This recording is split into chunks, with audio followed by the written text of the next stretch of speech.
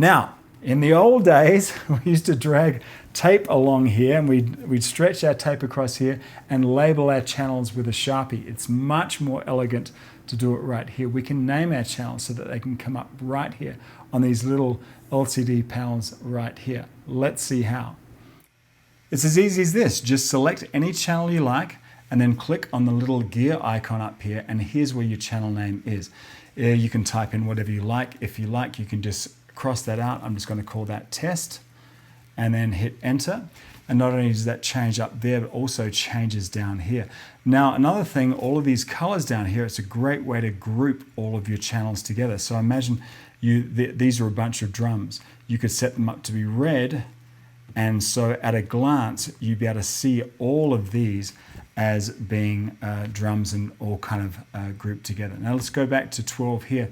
Instead of having to type all these out by hand, let me just go ahead and select that. I'll X that out, hit enter, and underneath channel type, all of these have been pre-named. So imagine if we went down here and went to say drums and go down here to kick.